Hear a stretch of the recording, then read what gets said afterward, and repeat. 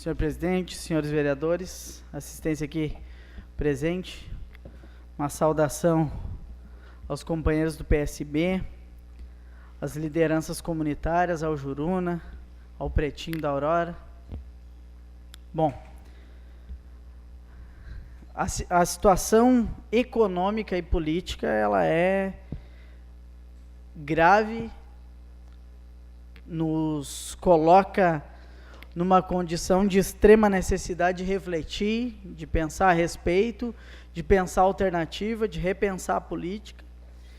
E a própria situação dos escândalos de corrupção que vão, a cada semana que passa vai surgindo um novo.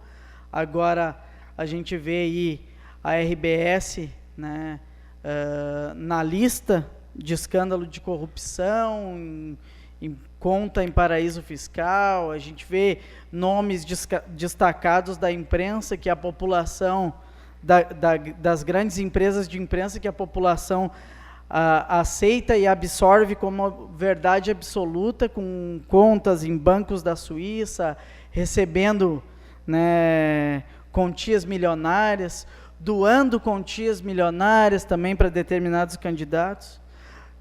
Temos a situação do Estado, que é também de uma calamidade financeira e econômica preocupante.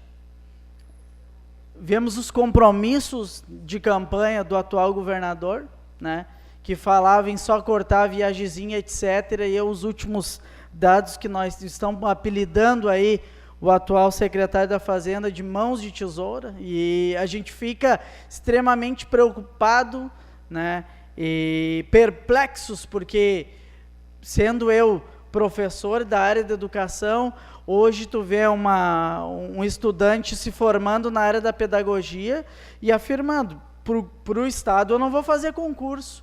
E tu sabendo as condições de extrema precariedade que a rede estadual tem, e a gente se depara com a notícia de 21% de corte nos recursos da educação do governo do Estado.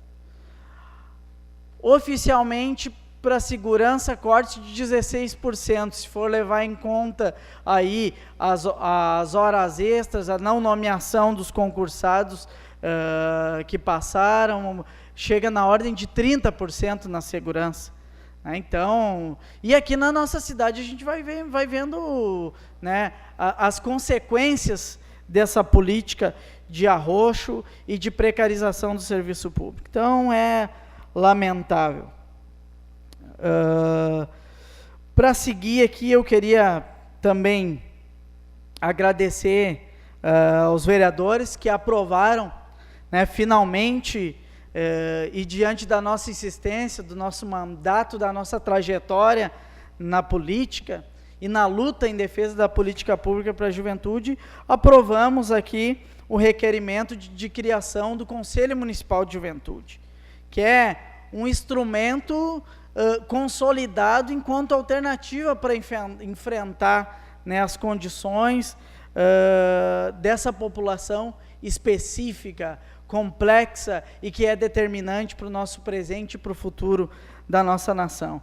E isso num dia emblemático, que é o dia 30 de março, que é o Dia Mundial da Juventude, que foi criado em 1985 pelo Papa João Paulo II, que teve uma iniciativa que surge da Igreja Católica, e depois toma um corpo e que é legitimada por várias religiões, por várias organizações também não religiosas, pela própria ONU, por organizações de juventude do mundo inteiro, né? E aqui no nosso país, inclusive, em debate recente, que o Mário Góes, o próprio secretário de Educação do Rio de Janeiro, e o Paulo Carrano, que é um professor da Universidade Federal de Minas, de Minas Gerais, e da Associação Nacional de Pós-Graduandos, colocavam os próprios desafios que nós temos para o currículo da educação nacional,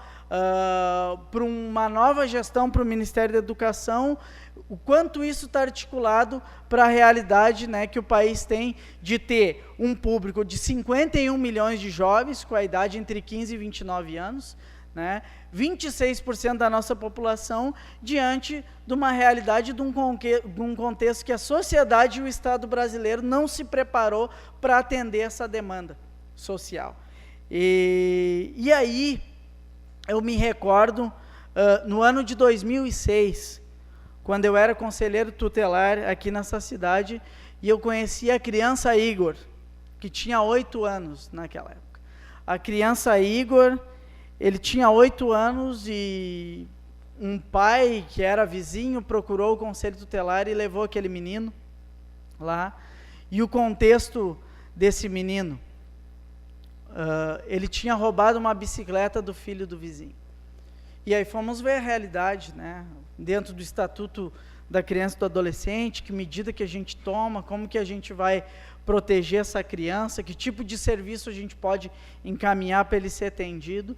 E aí fomos ver, o menino, ele morava numa área de ocupação, né, lá em 2006, de extrema precariedade, em condições subhumanas. Aí fomos ver a situação da família. O pai ele não conheceu. Durante esses 8 anos, o pai sempre esteve no presídio. A mãe tinha cerca de 20 anos e dormia um dia inteiro no seu casebre de 2 metros por 2 de madeira, em cima de um chão batido, e se prostituía durante a noite, dormia durante o dia, e ele se alimentava com os restos dos vizinhos, né? Então, quantos Igor nós tínhamos em 2006 e temos, né? E eu nunca mais soube desse menino. Fizemos devidos encaminhamentos naquela época, né, para assistência social, para toda uma rede que tinha disponível. E hoje eu não sei. Hoje o Igor ele tem 17 anos. De repente, é bem provável que ele esteja na casa, ou de repente nem esteja mais entre nós, né? Porque, infelizmente, estamos noticiados da grande calamidade que é o genocídio da juventude no Brasil, principalmente a juventude negra e principalmente a juventude pobre, né? Morrem mais jovens no Brasil do que na guerra do Iraque e do Afeganistão. A cada mês cai um avião cheio de jovens no Brasil. A cada mês morrem 81 jovens aqui. No ano passado foram mais de 30 mil jovens assassinados, vítimas de mortes violentas. Então, diante desse contexto, temos uma extrema necessidade do Estado, pelo menos, tentar correr atrás dos prejuízos desse despreparo, dessa falta de fazer uma meta política com P maiúsculo, que de repente pudesse aprender lá com os apaches, com os caciques do passado, que nas suas decisões sempre pensavam 7 gerações à frente de seu tempo. Infelizmente, né, não é dessa forma que as coisas acontecem, nem no nosso país, no globo mesmo, esse jeito de mercado de gerir as coisas, de gerir o coletivo. Então, que só pensa no lucro, no consumismo. Então, agradeço os colegas que aprovaram aqui a criação do Conselho Municipal de Juventude, que é um instrumento, uma ferramenta que vem cumprindo papel em nível estadual, em nível nacional principalmente, porque tem uma Secretaria Nacional de Juventude, tem orçamento, tem um trabalho, e aqui no município não vai ser diferente. Então, fica agora na mão do Executivo, né, de poder efetivar, de poder convocar o conjunto da juventude para vir debater, olhar no olho do Executivo, das autoridades e pensar alternativas e ações concretas para a gente enfrentar a problemática da vulnerabilidade da juventude também aqui na nossa cidade.